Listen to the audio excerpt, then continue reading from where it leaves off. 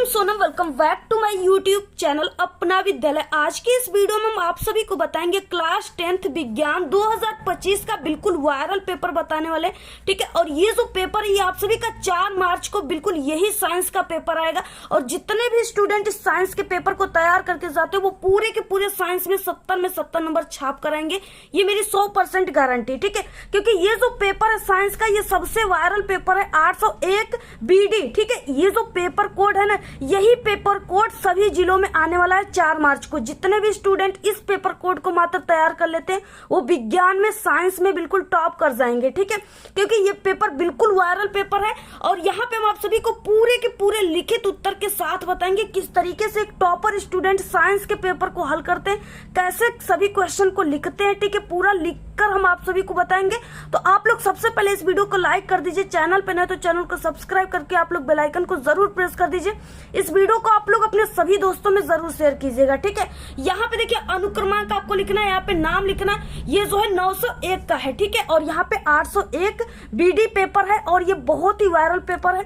इसमें आपको 3 घंटे 15 मिनट का समय दिया जाएगा और जितने भी स्टूडेंट इस पेपर को तैयार कर लेते हैं, ठीक है, वो 4 मार्च को इस पेपर को 2:50 पे ही करके बैठ जाएंगे, क्योंकि ये वायरल पेपर बोर्ड के पेपर को, ठीक है, वो पहले से ही देख चुके हैं। बिल्कुल यही पेपर आने वाला है और यहाँ पे देखिए पूर्णांक ये 70 का रहेगा और जितने भी स्टूडेंट इस पेपर को तैयार करते हैं साइंस का, वो विज्ञान में पूरे के पूरे 70 में 70 नंबर लाएंगे। ठीक है, बिल्कुल आग लगा कर आएंगे, बिल्कुल धुआं करके आएंगे, पूरे के पूरे आंसर छाप कर आएंगे। यहाँ पे देखिए सबसे पहले कुछ निर्देश दिए, प्रारंभ के 15 मिनट आपको इस प्रश्न पत्र को पढ़ना है। ये जो है ये 2 खंडों में विभाजित है और पहले खंड में आप सभी को 20 ऑब्जेक्टिव क्वेश्चन देखने को मिलेगा, जिसके लिए आप सभी को OMR शीट मिलेगा, उस पर आंसर लिखना है। और आपको यानी 20 ऑब्जेक्टिव क्वेश्चन के लिए आपको 1 घंटे का समय दिया जाएगा, उसी में आपको 20 ऑब्जेक्टिव क्वेश्चन को, ठीक है, हल करना है। इसके बाद देखिए यहाँ पे क्या दिया हुआ है कि इसमें आप सभी का ये जो साइंस है इसमें फिजिक्स, केमिस्ट्री, बायोलॉजी होता है। ठीक है, तो यहाँ पे इसको 3 खंडों में विभाजित किया गया और आपके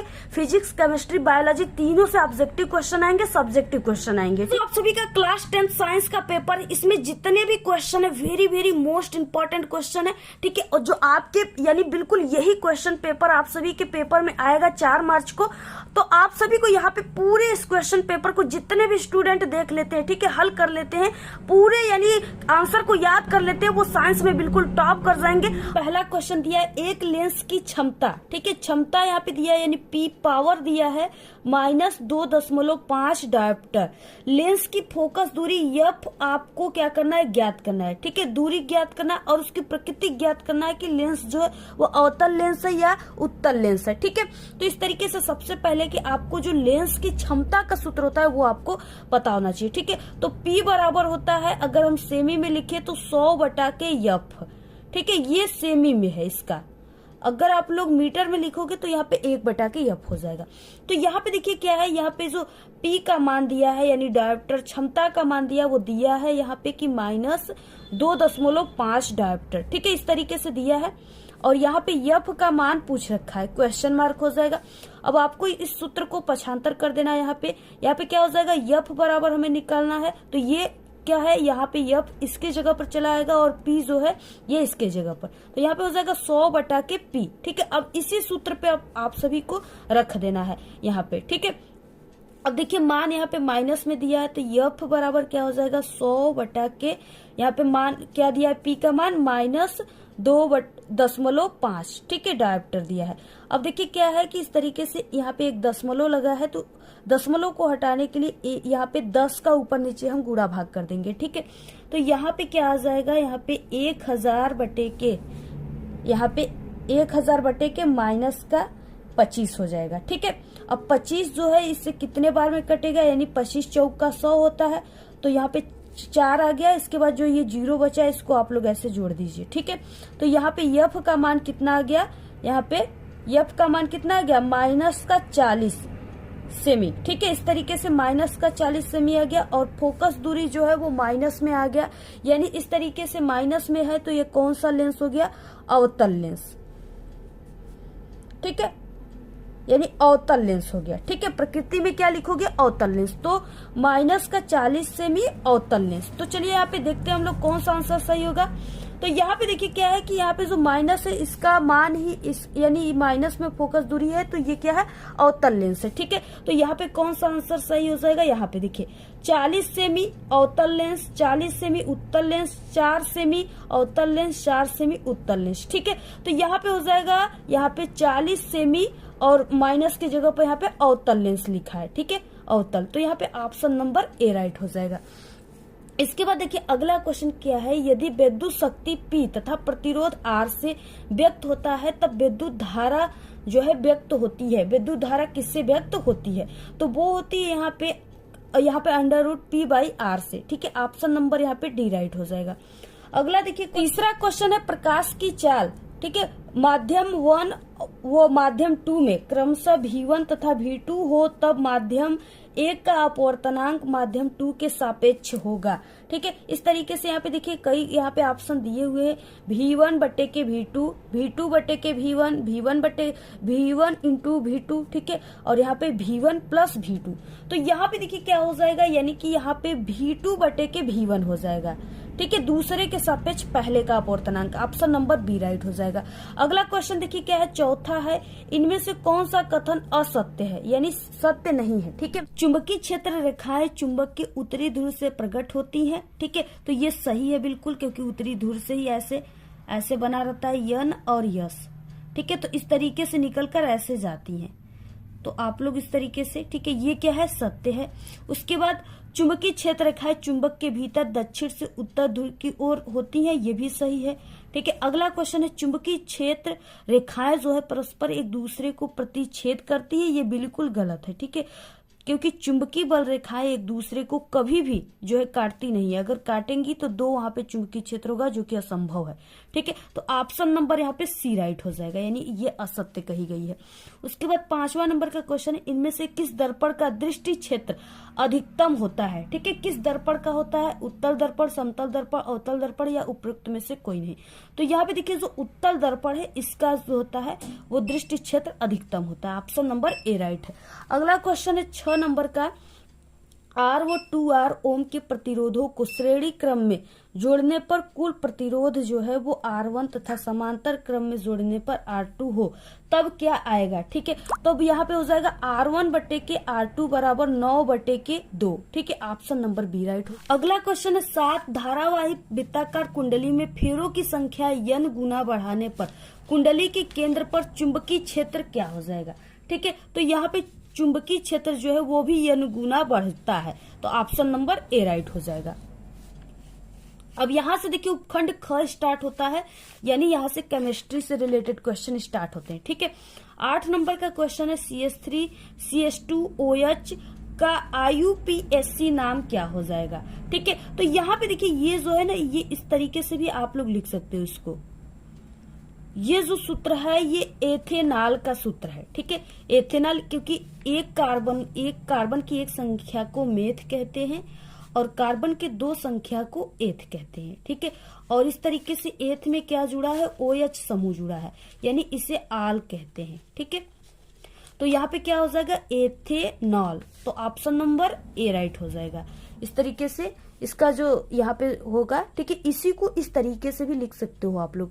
यहाँ पे 1 2 कार्बन है तो इसको C2 लिख दीजिए, और यहाँ पे 3 हाइड्रोजन, 2 यहाँ पे 5, तो 3 2 5 C2H5 और OH अपने जगह पर है। ठीक है, वही चीजें लिखा गया। अगला क्वेश्चन देखिए यहाँ पे 9 है, निम्नलिखित में से कौन सी एक दहन अभिक्रिया है। ठीक है, इसमें से कौन सी जो है एक दहन अभिक्रिया है, तो देखिए इसमें से जो दहन अभिक्रिया है वो C है। ठीक है, यानी यहाँ पे क्या है, CH4 है प्लस यहाँ पे O2 है, ऑक्सीजन। ठीक है, और यहाँ पे रिएक्शन हो रहा है तो यहाँ पे CO2 गैस निकल रहे हैं और यहाँ पे H2O निकल रहा है और उष्मा एवं प्रकाश निकल रहे हैं। ठीक है, उष्मा और प्रकाश निकल रहा है, इसलिए ये दहन अभिक्रिया है, ऑप्शन नंबर सी राइट है।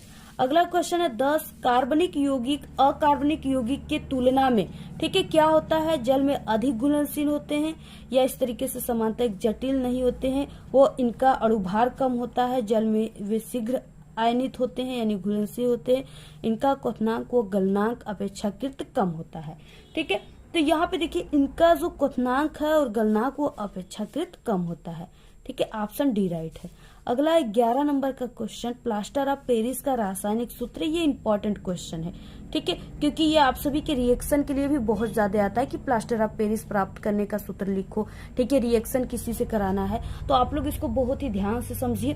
तो यहाँ पे देखिए प्लास्टर ऑफ पेरिस का जो सूत्र होता है वो यहाँ पे CaSO4, ठीक है, 1/2 H2O होता है। ये आप लोग इसको सूत्र को जरूर तैयार कर लेना। अगला है 12 नंबर का क्वेश्चन, शुद्ध जल का पीएच मान होता है। ये भी क्वेश्चन बहुत ही मोस्ट इंपॉर्टेंट क्वेश्चन है, ठीक है। तो शुद्ध जल का यानी शुद्ध जल का पीएच मान जो होता है वो 1 होता है, 7 या 0 या 14। तो देखिए जल जो होता है वो उदासीन होता है और इसका पीएच मान जो होता है वो 7 होता है। ऑप्शन नंबर बी राइट है। अगला है क्वेश्चन यहाँ पे 13 नंबर, एल्डिहाइड में जो है प्रकारात्मक समूह है, ठीक है, यानी क्रियात्मक समूह है। एल्डिहाइड में क्रियात्मक समूह कौन सा है? तो देखिए एल्डिहाइड के यानी में क्रियात्मक समूह जो है वो CHO है, ठीक है, क्या है वो CHO, ठीक है। इस तरह इसे जो कहते हैं इसे एल्डिहाइड समूह कहते हैं, क्रियात्मक समूह, ठीक है। तो इसमें से कौन सा CHO है, यहाँ पे देख सकते हो आप लोग, ठीक है, CHO इसको लिख सकते हो आप लोग। तो ऑप्शन बी राइट है।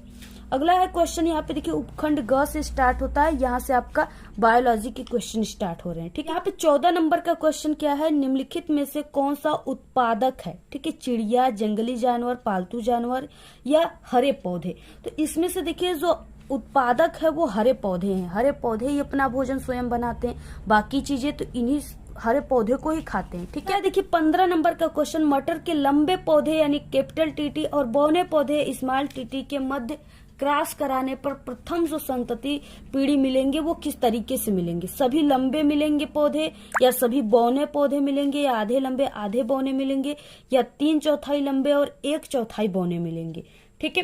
तो यहाँ पे देखिए क्या हो जाएगा, आधे लंबे मिलेंगे और आधे बौने मिलेंगे, ठीक है, 50-50% यानी। अगला क्वेश्चन है यहाँ पे देखिए 16 नंबर का, निम्नलिखित में से कौन सा जोड़ा प्रकाश संश्लेषण की अभिक्रिया में प्रयोग किया जाता है, ठीक है। कार्बन डाइऑक्साइड एवं ऑक्सीजन, जल एवं ऑक्सीजन, जल एवं कार्बन डाइऑक्साइड और नाइट्रोजन, ठीक है। तो यहाँ पे देखिए कौन सा यूज किया जाता है, तो जल भी किया जाता है यानी H2O और प्लस यहाँ पे कार्बन डाइऑक्साइड यानी CO2 का भी यूज किया जाता है। तो ऑप्शन नंबर सी राइट हो जाएगा, ठीक है। अगला क्वेश्चन देखिए 17, सामान्य एक लिंगी नर पुष्प में नहीं पाया जाता है। क्या नहीं पाया जाता है? बादल, पंखुड़ी, पुंकेसर या वर्तिकाग्य, ठीक है। तो यहाँ पे देखिए वर्तिकाग्य इसमें नहीं पाया जाता है क्योंकि वर्तिकाग्य जो है वो मादा में पाए जाते हैं जिससे फर्टिलाइजेशन की अभिक्रिया होती है। इसके बाद देखिए अगला क्वेश्चन है 18, इंसुलिन स्रावित होता है। इंसुलिन जो है वो कहाँ से स्रावित होता है? तो वो अग्नाशय द्वारा स्रावित होता है। ऑप्शन नंबर बी राइट है। अगला क्वेश्चन देखिए यहाँ पे 19 नंबर का, जैव विकासवाद के सिद्धांत को प्रतिपादित किया था चार्ल्स डार्विन ने, ग्रेगर जॉन मेंडल ने, ठीक है, अमृता देवी बिश्नोई ने, स्टैनले एल मिलर ने, ठीक है। तो किसने किया था? तो वो चार्ल्स डार्विन ने किया था, ठीक है।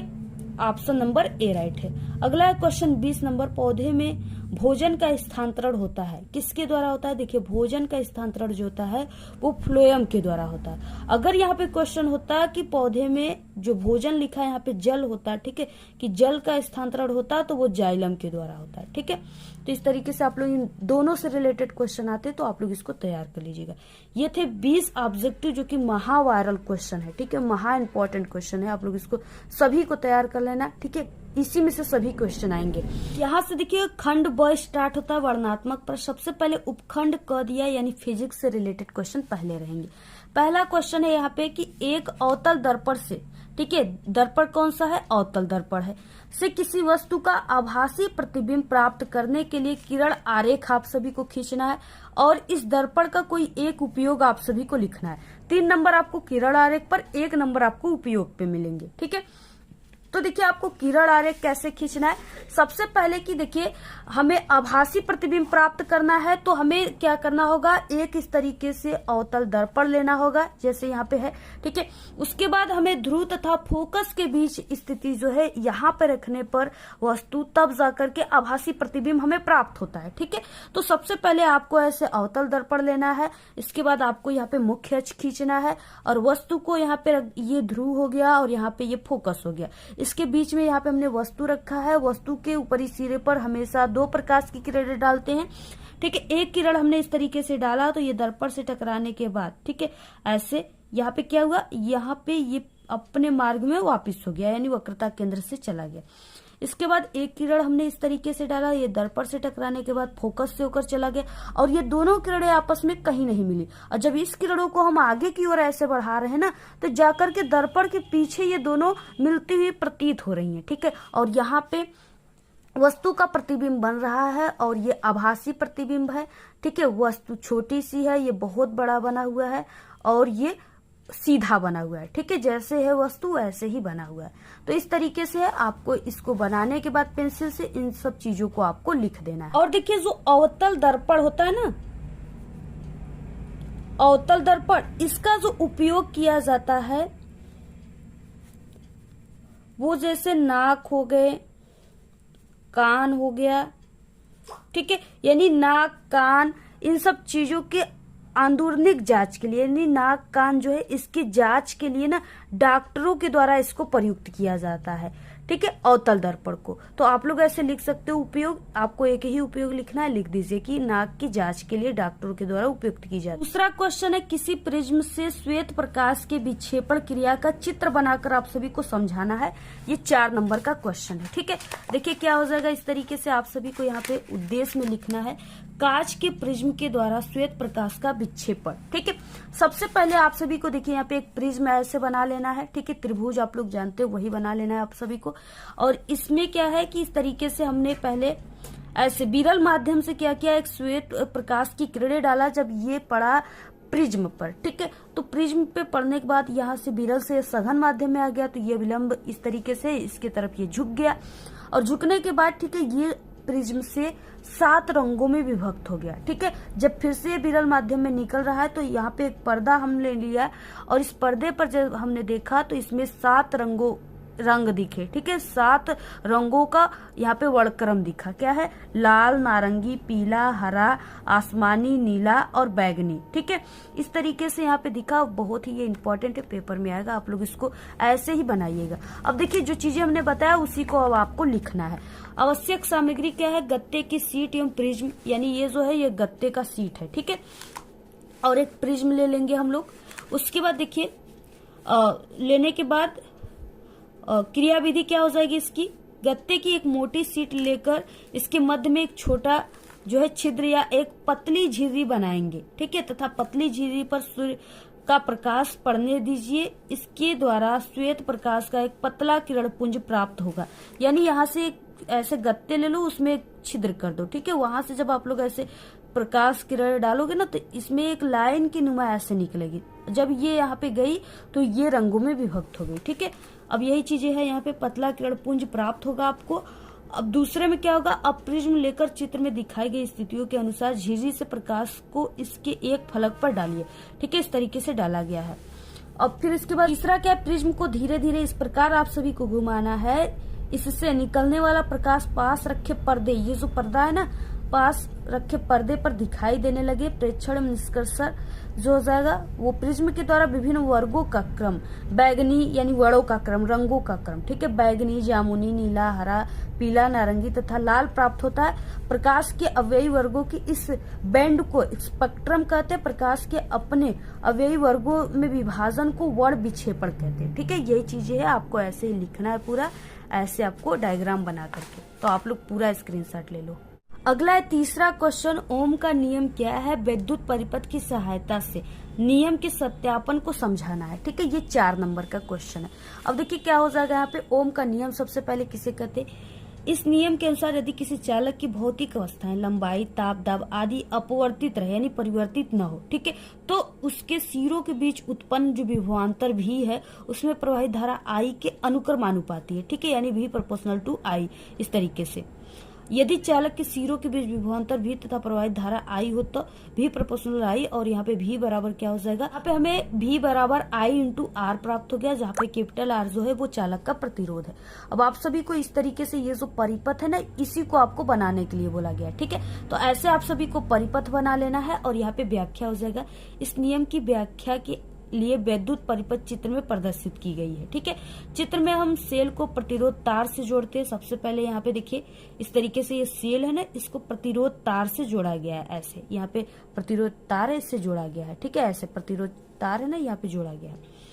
और इसमें बहने वाली धारा आई को अमीटर से मापते हैं। यहाँ पे देखिए धारा आई इसमें बह रही है, जब ऐसे जोड़ा गया है इसमें धारा आई बहने लगी। ठीक है, अब इसको यहाँ पे एक एमीटर लगा दी जिससे हम लोग धारा को मापेंगे तथा धारा नियंत्रक की सहायता से परिपथ में बहने वाली धारा को नियंत्रित करते हैं। प्रतिरोध तार के सिरों के बीच विभवांतर मापने के लिए इसके सिरों के बीच एक जो है वोल्ट मीटर लगाते हैं। क्या लगाते हैं यहाँ पे? वोल्ट मीटर, विभवांतर नापने के लिए। ठीक है, और कुंजी को बंद करके परिपथ में धारा आई प्रवाहित करते तथा परिपथ में धारा आई का मान अमीटर से तथा विभवांतर का मान वोल्ट मीटर भी की सहायता से माप लेते हैं। भी के विभिन्न मानों के लिए धारा आई के बीच ग्राफ खींचते हैं। यह ग्राफ एक सीधी रेखा प्राप्त होती है जो कि ओम के नियम की पुष्टि करती है। ठीक है, और उसके बाद क्या हो जाएगा? किसी चालक का प्रतिरोध निम्न कारकों पर निर्भर करता है। चालक की लंबाई के अनुक्रमानुपाती R प्रोपोर्शनल टू L।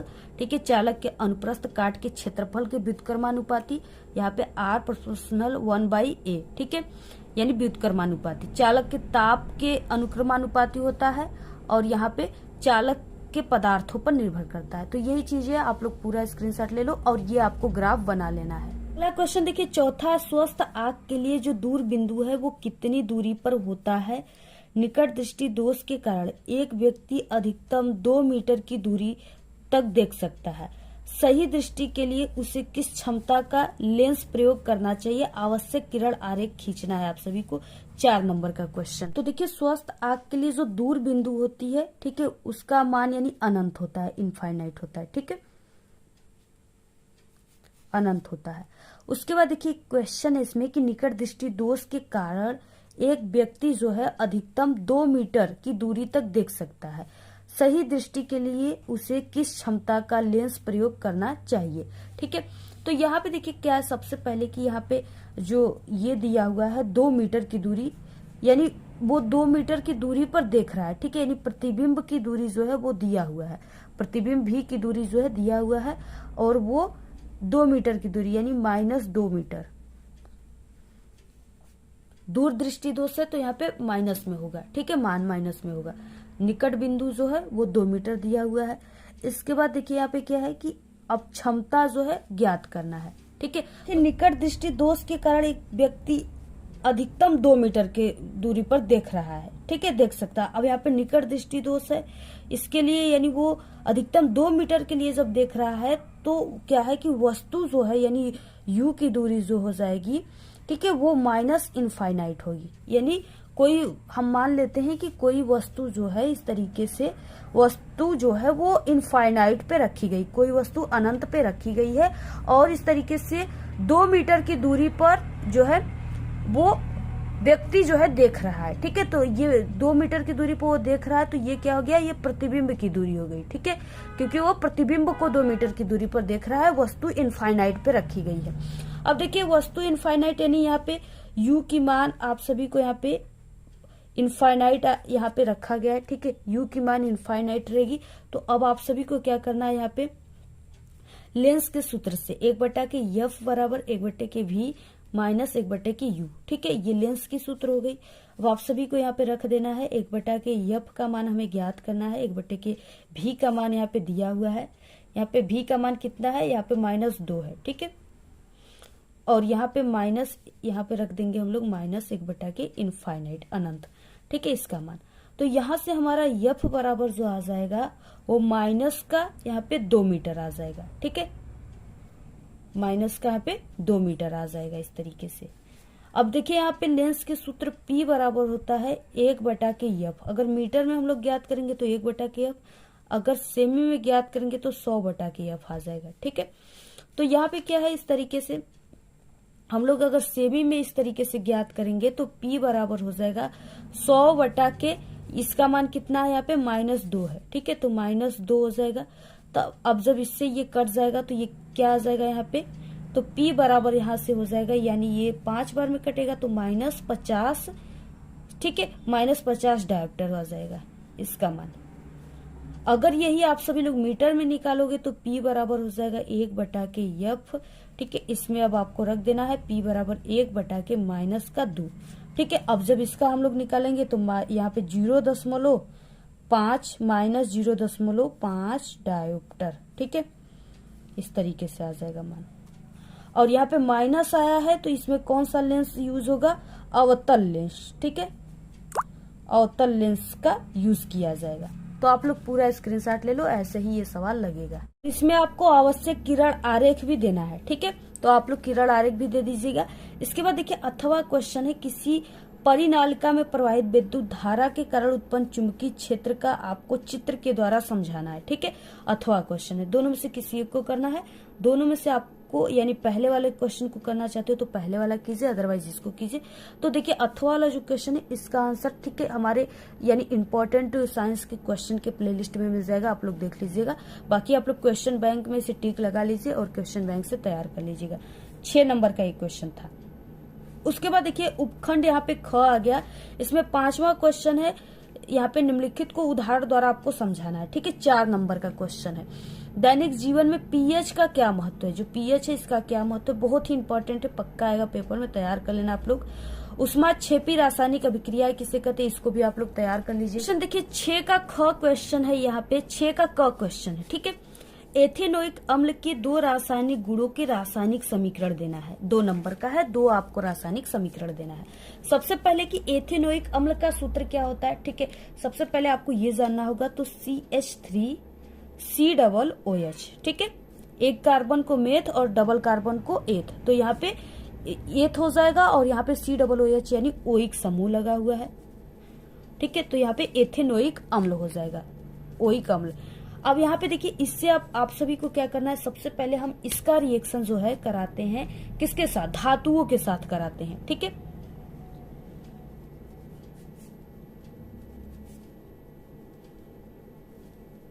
यानी जब हम क्या करते हैं एथेनोइक अम्ल का अभिक्रिया धातुओं के साथ कराते हैं तब हमें क्या प्राप्त होता है। ठीक है, तो यहाँ पे हम ले लेते हैं CH3 हो गया, COOH यानी एथेनोइक का हमें कराना है किसके साथ, धातुओं के साथ। तो एक हम धातु ले लेते हैं यहाँ पे सोडियम। ठीक है, जब इसके साथ हम ऐसे रिएक्शन कराते हैं तो यहाँ पे हमें क्या प्राप्त होता है, CH3COO। ठीक है, CH3COO और यहाँ पे क्या प्राप्त होता है, Na।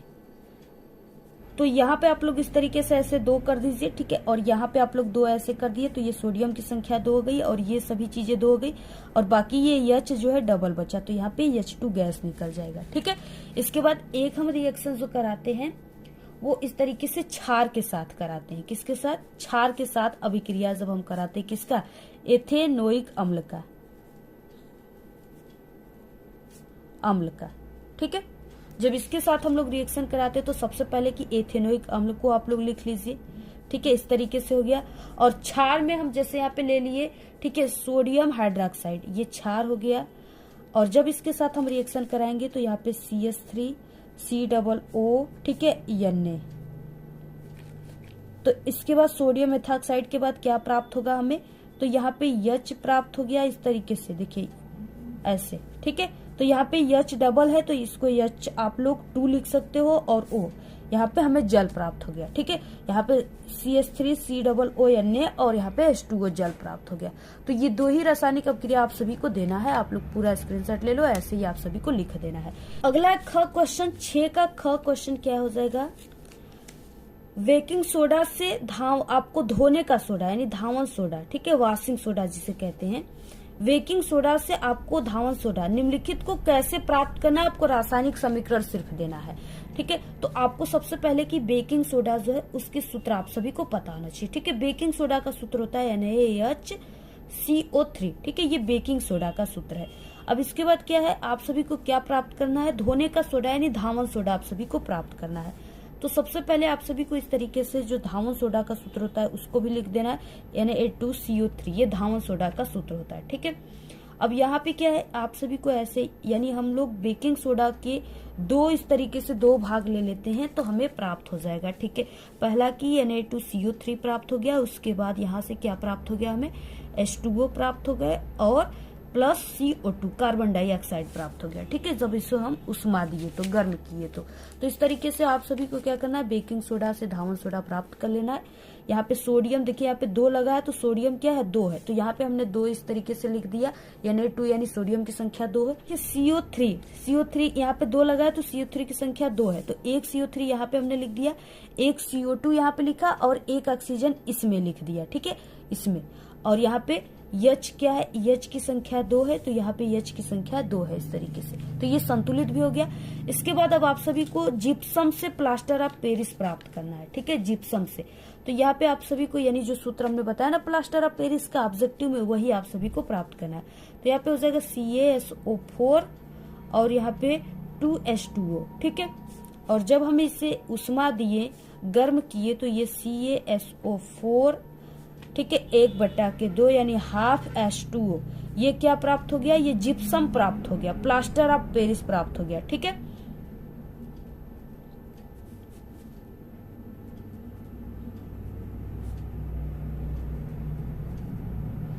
प्लास्टर ऑफ पेरिस प्राप्त हो गया और प्लस 1/, यहाँ पे 1 सही 1/2 H2O प्राप्त हो गया। ठीक है, तो इस तरीके से आपको यही दोनों रासायनिक समीकरण देना है। आप लोग इसको स्क्रीनशॉट ले लीजिए, बहुत इंपॉर्टेंट है, ये पेपर में पक्का आएगा। ठीक है, इसके बाद ये 2 नंबर में था। अगला क्वेश्चन देखिए, यहाँ पे 7वां है, निम्नलिखित की व्याख्या आप सभी को करना है। ठीक है, साबुन की निर्मल अभिक्रिया आप सभी को यहाँ पे दिखाना है। ठीक है, उसके बाद निस्तापन तथा भर्जन दिखाना है, धातु की सक्रियता श्रेणी किसे कहते हैं ये दिखाना है। ये तीनों जो है इंपॉर्टेंट क्वेश्चन में हमने बताया हुआ है, आप लोग सर्च करोगे भर्जन किसे कहते हैं, अपना विद्यालय हमारे चैनल का नाम है, तो वहां पे आ जाएगा। ठीक है, निस्तापन किसे कहते हैं अपना विद्यालय, तो वो भी आ जाएगा। तो जो भी आपको टॉपिक चाहिए उस टॉपिक का नाम और हमारे चैनल का नाम अपना विद्यालय, आप लोग नाम लेकर सर्च करोगे, हमारे चैनल पे वीडियो आ जाएगी यूट्यूब पर। ठीक है, आप लोग देख लीजिए आराम से। और क्या है कि अगर आप लोग साइंस में कमजोर हो, बिना पढ़े बिना याद के पास होना चाहते हो, तो हमारे चैनल पे साइंस में पास होने की 100% गारंटी वाली बिल्कुल ओरिजिनल वीडियो अपलोड है। ठीक है, आप लोग उस ट्रिक को जरूर देख लीजिएगा। इस वीडियो के लास्ट में हम प्लेलिस्ट लगा देंगे, सभी विषय में पास होने की ट्रिक आपको उसी जगह मिल जाएगी, वहां से आप लोग देख लीजिएगा। ठीक है, वीडियो को बिना स्किप किए देखिए, कहीं पर भी वो आपको ट्रिक मिल जाएगी। अदरवाइज आप लोग यूट्यूब पर सर्च करके यानी साइंस में पास होने का ट्रिक और हमारे चैनल का नाम अपना विद्यालय लेकर सर्च करोगे तो आ जाएगा यूट्यूब पर हमारी वीडियो। ठीक है, अथवा क्वेश्चन है यहाँ पे, यानी आप लोग इसको कीजिए या अथवा नंबर का जो है उसको कीजिए। संकलन अभिक्रिया को उदाहरण द्वारा समझाना है, 2 नंबर का है। ठीक है, इसके बाद यहाँ पे एथेनॉल और ब्यूट-टू-इन यौगिक के संरचना सूत्र आप सभी को लिखना है। तो सबसे पहले देखिए एथेनॉल दिया, इसका आपको क्या करना है, संरचना सूत्र लिखना है। ठीक है, तो एथेनॉल का सूत्र होता है CH3। ठीक है, और यहाँ पे हो जाएगा CHO, ये क्या है HCHO। ठीक है, ये एथेनॉल का सूत्र हो गया। अब यहाँ पे इसका संरचना आप सभी को बनाना है, तो यहाँ पे हो जाएगा CH3 और यहाँ पे एकल बांध C और इससे OH जुड़ जाएगा। ठीक है, O जुड़ जाएगा सिर्फ O डबल बांध से, और यहाँ पे एक H जुड़ जाएगा, तो यहाँ पे CH3CHO। ठीक है, तो इस तरीके से ये हो गया एथेनॉल का 1 कार्बन 2 कार्बन। ठीक है, और यहाँ पे CHO समूह जुड़ा हुआ है, तो ये नल समूह जुड़ा है, तो एथ नल यानी एथेनॉल हो गया। ठीक है, तो इस तरीके से हो गया। और उसके बाद एक है ब्यूट-टू-इन, तो आप सभी को देखिए 1 कार्बन को मेथेन कहते हैं। ठीक है, मेथ कहते हैं 1 कार्बन को, 2 कार्बन को कहते हैं एथेन एथ, 3 कार्बन को कहते हैं प्रोप और 4 कार्बन को कहते हैं ब्यूट। ठीक है, 4 कार्बन को ब्यूट कहते हैं।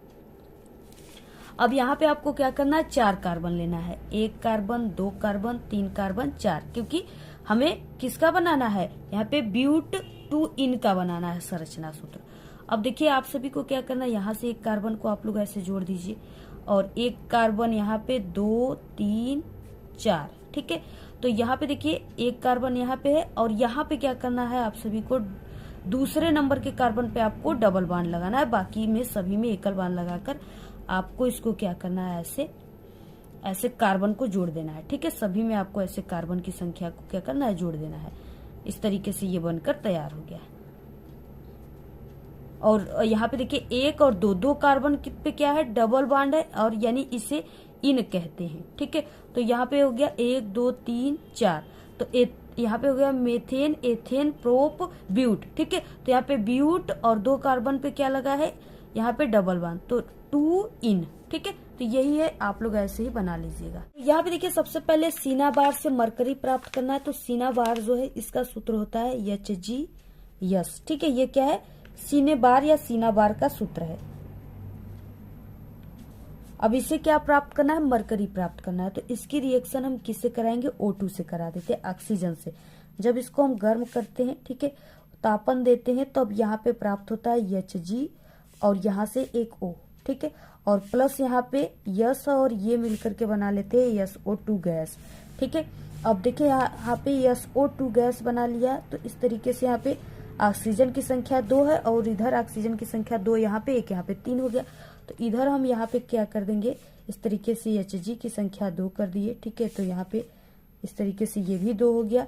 अब यहाँ पे 2 यहाँ पे हो गया ऑक्सीजन और 2 यहाँ पे 4, और इधर सिर्फ यहाँ पे 2 है, तो यहाँ पे हमने 3 इस तरीके से किया और यहाँ पे भी ऐसे 2 कर दिया। ठीक है, क्योंकि यहाँ पे हम जब 2 किए तो यहाँ पे सल्फर की जो संख्या है वो क्या हो गया, 2 हो गया। तो इस तरीके से ये हमारा रासायनिक समीकरण जो है संतुलित भी है। अब क्या करेंगे हम, यहाँ पे जो HgO प्राप्त हुआ है, HgO प्राप्त हुआ है ना, इसका जब हम इससे तापन करते हैं, इसको उष्मा देते हैं, तो यहाँ से हमें क्या प्राप्त होता है, यहाँ से हमें मरकरी प्राप्त होता है और प्लस यहाँ पे O2 प्राप्त होता है। ठीक है, तो यहाँ पे मरकरी की संख्या जो है यहाँ पे 2 कर दीजिए, यहाँ पे भी 2 कर दीजिए, तभी यहाँ से ऑक्सीजन की संख्या 2 हो गई। ठीक है, तो इस तरीके से आप सभी को रिएक्शन देना है। आप लोग पूरा यहाँ पे स्क्रीनशॉट ले लीजिए। ये सीने बार का सूत्र है, इससे हमें मरकरी प्राप्त हुआ है। ठीक है, यहाँ पे क्या प्राप्त हुआ है, मरकरी, ये मरकरी है। देखिए यहाँ से क्वेश्चन उपखंड ग स्टार्ट होता है, जो इम्पोर्टेंट क्वेश्चन है सभी क्वेश्चन।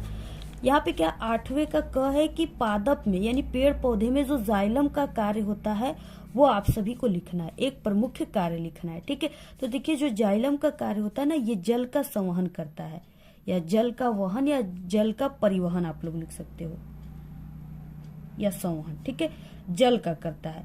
और यहाँ पे अगर फ्लोएम रहता ना तो वो किसका करता, वो भोजन का करता। तो ये जल और खनिज का क्या करता है, वहन या संवहन करता है। शरीर के किस अंग में कॉपर टी स्थापित किया जाता है। ठीक है, तो वो गर्भाशय में किया जाता है। तो बस छोटी छोटी एक एक नंबर का है, आपको छोटी छोटी इसके आंसर को लिख देना है। उसके बाद मेंडल ने किस पौधे पर अपना प्रयोग किया था, तो वो मटर के पौधे पर किया था। ठीक है, तो यहाँ पे आपको मटर लिख देना है। इसके बाद समजात अंगों को उदाहरण देकर आपको समझाना है। तो देखिए समजात अंग यानी कि जो समान दिखने में समान रहे लेकिन उसका कार्य अलग अलग हो। जैसे पक्षी होते हैं ना, पक्षी के पंख तथा घोड़े के अग्रपाद, यानी जो पक्षी का पंख होता है वो उड़ने के लिए होता है और जो घोड़े का आगे वाले 2 पैर होते हैं वो उसके दौड़ने के लिए होते हैं। ठीक है, चारों उसके पैर दौड़ने के लिए होता है, लेकिन इस पे यहाँ पे सिर्फ 2 पैरों की ही कंपेयर की जा रही है। पक्षी के पंख तथा घोड़े के अग्रपाद यानी आगे वाले पैर, मनुष्य के बाजू, मनुष्य के जो बाजू है, तथा गाय के अग्रपाद, ठीक है, मेढक के अग्रपाद तथा पक्षी के पंख, ये सभी जो है किसमें आते हैं, समजात अंगों में आते हैं। ठीक है, तो आपको लिख लेना है जो चीजें हमने बताया है। इसके बाद देखिए अगला क्वेश्चन है, मनुष्य के दोहरे परिसंचरण की आप सभी को व्याख्या करना है। ठीक है, 4 नंबर का क्वेश्चन है। तो यहाँ पे हो जाएगा मनुष्य के परिसंचरण तंत्र को दोहरा परिसंचरण इसलिए कहते हैं क्योंकि प्रत्येक चक्र में रुधिर 2 बार हृदय में जाता है। हृदय का दायां और बायां, ठीक है, बंटवारा ऑक्सीजनित तथा विऑक्सीजनित, यानी इसमें ऑक्सीजन मिला हुआ है, इसमें से ऑक्सीजन निकल गया है, विऑक्सीजनित रुधिर को मिलने से रोकता है।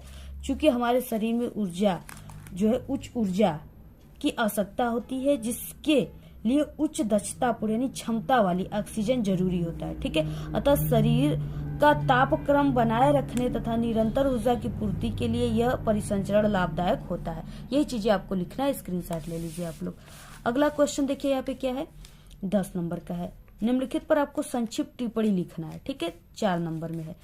आवृतबीजियों में द्विनिषेचन, आप सभी को इस पे टिप्पणी लिखना है। और यहाँ पे पुनरुद्भवन या पुनर्जनन, ठीक है, आपको इस पे लिखना है। तो इसको हमने पहले से जो साइंस के पेपर एक बताया उसमें सभी को आंसर बता दिया, आप लोग देख लीजिएगा।